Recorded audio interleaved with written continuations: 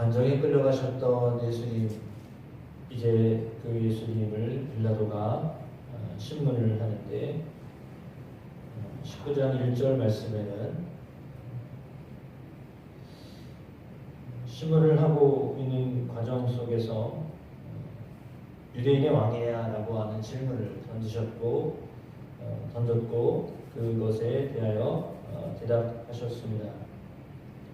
그리고는 예수님을 데리고 나갔다가 들어왔다 하는 그런 절차를 밟고 난 다음에 오늘 죄가 확정되지 않았음에도 불구하고 그 예수님을 하여서 채찍질을 하고 있습니다. 죄가 판정이 되어야 죄에 대한 것을 물어야 하는 것이 정상입니다. 그럼 사실은 이것은 예전에 그것과 비교하자면 저도 영화를 본 그런 영향대로 이런 것 같은데 고문을 한 거나 마찬가지입니다. 그러니까 죄목이 나오지 않았는데 그것을 이제 밝혀내려고 고문을 하는 거죠. 채찍질을 했다라고 하는 것은 예수님을 고문했다라고 하는 겁니다. 그러니까 죄에 대하여서 죄를 발견해야 판결을 내리는데 판결을 내릴 수가 없으니까 그 죄를 드러나게 하기 위해서 채찍질을 가하면 이제 솔직히 자기의 잘못을 자백할 것이다 라고 하는 통상적인 어떤 절차를 밟았던 것으로 보여집니다. 그러니까 어려워지면 이제 진실을 말하게 되잖아요. 그러니까 아마 예수님을 채찍질을 하도록 한 것으로 보여집니다. 더군다나 군인들이 가시나무로 관을 엮어서 예수님의 머리에 씌웠습니다. 그것은 예수님이 왕이다라고 말씀하신 이야기를 들었기 때문에 시켰는지 군인들이 자발적으로 했는지는 알 수 없지만 놀랍게도 가시관을 머리에 씌워서 찔렀습니다.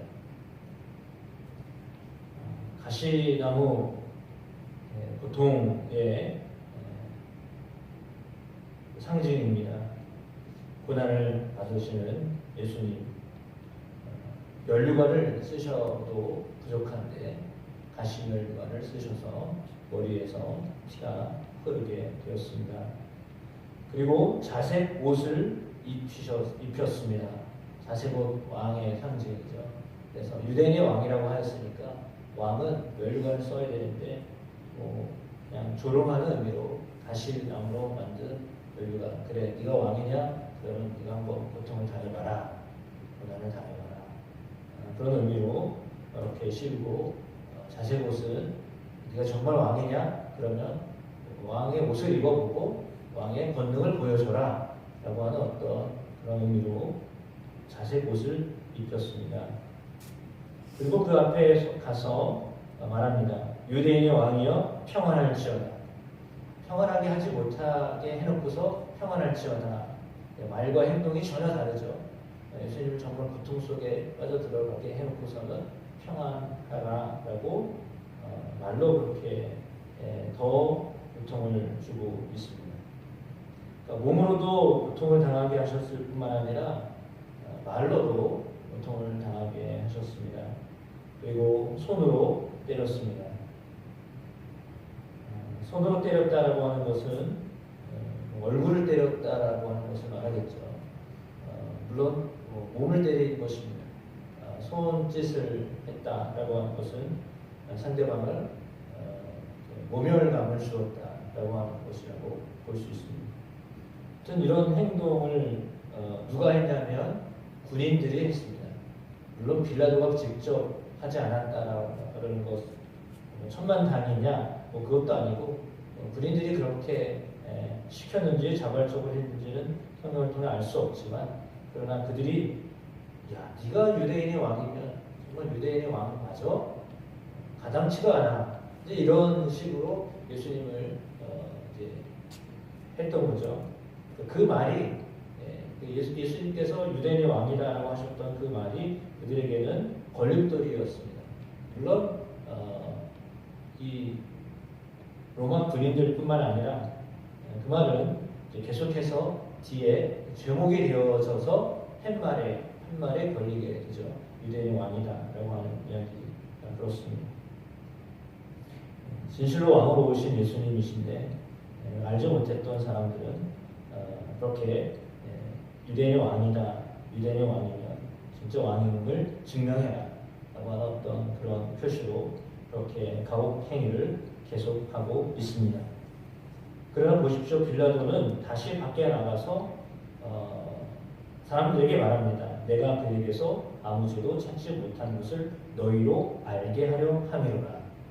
내가 보니까 사람 맞아봤고 때려봤는데 아무 말도 하지 않더라. 그러니 그는 정말 죄가 없다. 내가 보기에도 죄가 없다. 그럼 왜 이 사람을 나에게 끌고 와서 그러느냐라고 하는 그런 이제 반어법을 쓰고 있죠. 그래서 예수님께서 가시관을 쓰고 자색 옷을 입고 나오셨습니다. 빌라도가 그들에게 말합니다. 바로 이 사람이다. 대제사장과 아랫사람들이 예수님을 보고 소리 지릅니다. 십자가에 못 박으라고. 십자가에 못 박으라고. 빌라도가 너희가 데려가서 십자가에 못 박으라. 나는 그에게서 죄를 찾지 못할. 빌라도의 입에서 나오는 말은 계속해서 그에게서는 죄를 찾을 수 없다. 라고 하는 말입니다. 사형을 언도하고 판결을 내려야 될 사람은 죄가 없다라고 하는 말을 계속 언급합니다. 이 사람은 죄가 없어. 이 사람은 죄가 없어. 이 사람은 죄가 없어. 기회가 될 때마다 이 사람은 죄가 없어. 이 사람은 무험한 사람. 그렇게 이야기했죠. 연회에 가면 보고 시간이 있습니다. 보고 시간에 하는 그 감사님들이 지방을 대표해서 교육자들 보고를 하는데 그때 멘트는 뭐냐면 무음하게 목회하고 잘하고 계십니다. 그래서 이제 목사 안수를 받을 전사님들 소개할 때도 그렇게 얘기하거든요. 무음하게 목회를 잘하고 있습니다. 그러니 문제가 없는 사람입니다. 그렇게 이야기하는 게 되게 멘트예요. 그 말이 안 나오면 안 돼요. 그래서 흠결이 없이 목회를 잘하고 있습니다. 그 말을 해야 어른들이 다 받아주고 박수 쳐가지고 통과되는 거거든요. 거기서 만약에 손을 들었다 그러면 이제 큰일 나는 거죠. 실제로 손을 드는 분이 있었다는 얘기를 들었어요. 저도 예전에. 정말 문제가 있는 사람은요 손을 들어요. 그러면 이제 1년 유급해야죠. 진급을 할 수가 없습니다. 그런 일이 정말 있어서는 안 되는데 그런 일이 가끔 있습니다. 오죽 그러면 그러겠습니까만은 그렇습니다. 근데 웬만하면 다 이렇게 그 시간은 통과 의례처럼 여겨지는 거거든요. 근데 사실은 통과 의례가 아니고요. 거기서 손들면 끝이에요. 여기서 손들어가지고 문제 있습니다. 장로님들도 역시 마찬가지예요. 과정을 밟으면서 매번 이거 통과하잖아요. 성품 통과하는데 자격 심사하는데 거기서 손들면요 아웃이에요. 이제 눈밖에 나는 거죠. 사실은 눈밖에 나는 거죠. 그러니까 이게 처신을 잘못했기 때문에 나오는 그런 문제입니다. 그러니까 처신을 잘해야 되는 거죠. 그러니까 완벽하게 속이든지 아니면 진짜 잘하든지 둘 중에 하나여야 돼요. 그러니까 그래야 되는 건데 그렇지 않으면 문제가 되는 거죠. 완전히 속이면서 이렇게 잘 하든지 아니면 정말 정결하게 하든지 둘 중에 하나입니다. 근데 아무튼 그렇게 해야 통과가 되거든요. 어쩌면 우리는 매년 통과 의례를 하고 있는 거나 마찬가지입니다. 연예 대표로 목사님들이 지방에 감사님이 나가서 이렇게 하지만 사실은 그거는 목회자만 하는 것이 아니라 성도를 대신해서 목사님이 또 감사님이 대신해서 지방 대신해서 우리 지방에 문제가 없습니다. 우리가 목회를 잘하고 열심히 부흥을 꾀하고 있습니다. 이런 표현을 하는 거지 대표적으로 목사님만 이야기하는 게 아니라 만약에 목사님 문제가 있다면 사실 그 교회가 문제가 있는 거죠. 그래서 다 연결되어 있는 겁니다. 그러니까 한 사람의 문제가 있다라고 하면 사실은 모든 사람이 다 연결되어 있는 것입니다. 죄는 다 연결되어 있습니다. 한 사람만 죄를 지을 수밖에 없고요. 그 죄는요 다 연결되어 있어요. 혼자 독단적으로 죄를 짓지 않아요. 성경에 나와 있는 아담과 하와를 보세요. 하나님 만드신 창조물 인간 두 사람인데 두 사람 다 똑같이 죄를 지었습니다. 하와가 먼저 벽에 다 넘어갔으니까 그렇게 된 거 아니에요. 하와가 죄가 더 많지. 아니 어떻게 하와가 죄가 더 많아요. 그걸 간수하지 못한 아담의 죄가 더 크지. 그렇지 않나요? 똑같은 거예요. 그러니까 죄를 똑같이 못 냈어요. 두 사람 다 범한 거예요. 누가 먼저냐? 그건 의미가 없어요. 그러니까 죄라고 한다면 사실은 죄는 다 동일하게 짓는 거예요. 한 사람만 죄 지었다라고 볼 수가 없어요. 그 공동체가 다 죄를 지은 거예요. 예를 들어 아이성을 정복해야 되는데 그때 아간이 죄를 지었잖아요. 네, 옷도 숨기고 재물도 숨기고 이렇게 했어요. 그래서 진도를 못 나갔어요. 정복을 하지 못했어요. 네, 그걸 몰랐어요. 근데 그 죄 때문에요. 이스라엘 공동체 전체가 한 번도 전진을 못하는 거예요. 그러니까 죄는 한 사람의 문제가 아니에요. 공동체의 문제, 모든 사람들의 문제예요. 한 사람 문제로 끝나지 않아요. 그 공동체가 다 그것에 대한 대가를 치러야 돼요. 하나님 앞에서는 그래요. 그러니까 하나님 보실 때는 한 사람이 아니라 대표성이에요. 그러니까 그 사람만 죄를 지었다. 그게 아니라 우리 전체가 다 죄를 지은 걸로 보시는 거거든요. 반대로 한 사람이 하나님 앞에서 인정을 받았다라고 하는 것은 그 의인 때문에 조카 롯을 향하여 하나님이 아브라함이 가지고 있었던 마음처럼 소돔과 고모라 땅 멸망하게 됐습니다. 근데 조카를 구해야 되니까 하나님 50명 의인이 있으면 하나님 40명 의인이 있으면 하나님 30명 의인이 있으면 아니요 죄송하지만 정말 미안하지만 10명 있으면 10명이 없었잖아요. 조카를 간신히 나온 거예요. 정말 간신히 눈물의 기도로 나온 거예요. 그렇지 않으면 다 죽었어요. 물론 다른 사람 다 죽었죠. 그럼 사실은 조카 롯은 의미예요. 상징이에요. 그 멸망받을 가운데에도 하나님이 구원하시는 자가 있다라고 하는 상징적인 의미예요. 다 멸망받는 그 순간에도 하나님은 구원할 자를 찾으셨다라고 하는 것이 하나님의 마음이에요. 그러니까 하나님의 마음은 심판과 멸망에 있지 아니하고요. 할 수 없이 그렇게 되어지지만 그게 하나님의 마음이 아니라 하나님은 구원에 하나님의 마음이 계신 거예요. 오늘 예수님을 십자가에 못 박아 죽게 하셨던 목적도 동일합니다. 그 한 사람을 구원하기 위하여 아브라함이 기도했던 것처럼 오늘 하나님은 나 한 사람을 구원하기 위하여 예수 그리스도 그분이 대신 십자가를 지게 하셨다라고 하는 것입니다.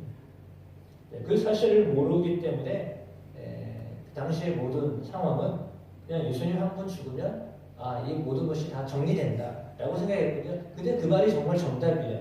예수 그리스도 한 분으로 인하여서 모든 죄의 문제가 다 해결될 것인 거거든요.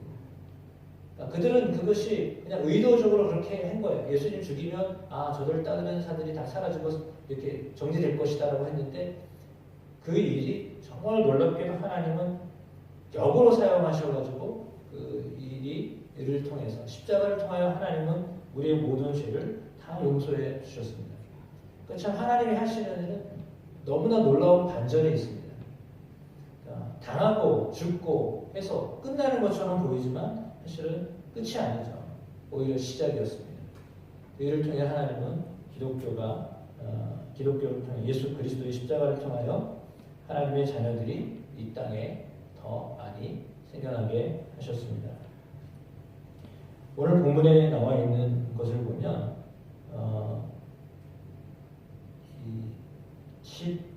12절 말씀에 같이 한번 보시겠습니다. 같이 읽어보겠습니다. 이러함으로 빌라도가 예수를 놓으려고 힘썼으나 유대인들이 소리질러 이르되 이 사람을 놓으면 가이사의 충신이 아니니이다. 무릇 자기를 왕이라 하는 자는 가이사를 반역하는 것입니다. 유대인들의 입에서 무슨 말을 하나요? 무릇 자기를 왕이라 하는 자는 가이사를 반역하는 것입니다. 이들은 지금 누구를 섬기고 있어요? 가이사를 섬기고 있다라고 말하는 거예요. 지금 왕이 누구입니까? 가이사입니다. 가이사가 왕인데 왜 저가 왕이라고 말합니까? 이거는 반역죄 아닙니까? 이 말을 하는 거예요. 반역했습니다. 지금 가이사를 반역한 거 아닙니까? 유대인의 왕이라고 말하니 그 법으로 당신들의 그 법으로 그냥 처벌하십시오. 네. 원래 우리 법으로 하라고 했잖아요. 너희의 법으로 저를 심판해라 라고 했는데 심판할 자격이 없으니까 그러면 저가 얘기하는 대로 유대인이 왕이라 하지 않습니까? 그러면 지금 가이사가 왕인데 왜 그 말을 합니까? 그 죄로 죽이십시오. 그 말을 하고 있는 거예요. 그러니까 사실은 그들은 말로가 아니라 실제로 가이사를 왕으로 생각하는 거죠. 왜 하나님을 왕으로 생각하지 않아요? 하나님을 섬기는 사람들인데 하나님을 생각하지 않아요. 그들은 그들에게 유익을 주는 가이사가 자신들의 왕이라고 지금 말하고 있는 거예요. 자기에게 어떤 유익을 주는 사람이 왕이냐? 왕은 자기에게 유익을 주는 사람이어야 된다라고 하는 걸로 보니까요. 그러니까 자기 신하들의 자신한테 유익을 주는 것이 왕인 거죠. 그 틀로 보니까 예수님은 하등에 도움이 되지 않는 분이에요. 그렇게 보았던 것입니다. 너무 놀랍지 않나요? 완전히 반전이에요. 왕이라고 하는 틀로 계속 보면 그들은 왕을 정말 하나님으로 보지 않냐고요. 세상의 임금으로 봤어요. 그리고 자신들을 통치하고 자신들에게 있어서 빼앗아가는 그 사람을, 그 가이사를 왕이라고 말하고 있어요. 완전히 이율배반적인 말을 하고 있어요. 말도 안 되는 이야기를 지금 하고 있는 거예요. 왜 예수님을 죽여야 되니까. 그게 목적이에요. 상대방을 죽이고 제거하려니까 뭐 있는 말 없는 말 다 돼가지고 이렇게 하는 거죠. 사실은 세상도 그래요. 한 사람을 심판하거나 한 사람을 뭐 이렇게 정죄할 때 있는 거 없는 거 다 돼가지고 이렇게 씌워서 죽여요. 그렇게 해요. 세상은 그래요. 그렇게 사람을 죽여요. 세상은 그래요. 세상의 왕은 그래요. 어쩌면 이들이 지금 왕이잖아요. 왕이 결정해서 심판하는 거잖아요. 그럼 실제로 자신들은 가이사가 왕이라고 말하지만 실제로 자기들이 왕인 거예요. 왜? 우리가 결정해서 죽였으니까요. 자신들이 왕인 거죠. 실제로 가이사는 말로 가이사가 왕이고 자신들이 왕인 거예요. 우리가 판결해서 우리가 죽인 거잖아요. 근데 그렇게 할 수 없는 권한이 자신들이 없으니까 이름만 빌려가지고 죽인 거죠. 그럼 사실은 자신들이 왕이라고 말하는 거예요. 예수님이 왕이신데, 하나님이 왕이신데 내가 왕이다라고 말하고 있는 거예요. 사실 이런 실수를 우리도 종종 합니다. 내가 왕으로 살고 주님을 전혀 생각하지 않냐. 우리가 그런 일을 하게 될 때도 있습니다. 그러나 그 주님이 그렇게 대신 죽음을 선택하셨다라고 하는 것이 우리에게 있어서 너무나 큰 은혜입니다. 재판석에 섰던 빌라도 반대로 예수님은 그 재판석 밑에 계십니다. 사실 반대가 되어져 있습니다.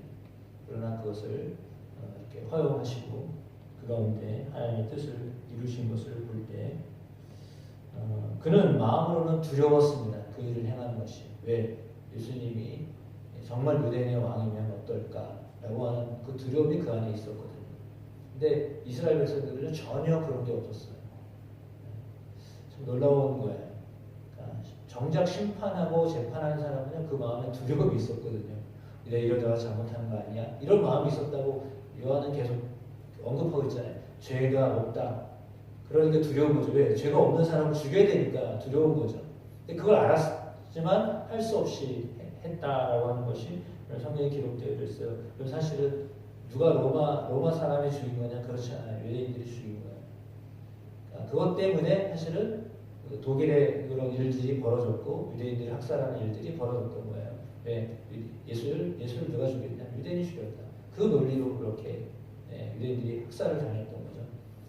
사실은 유대인만 그런 것이 아니라 우리도 동조했던 사람들이 똑같이 그런 사람들입니다. 우리 안에 예수로 충만해야 하겠습니다.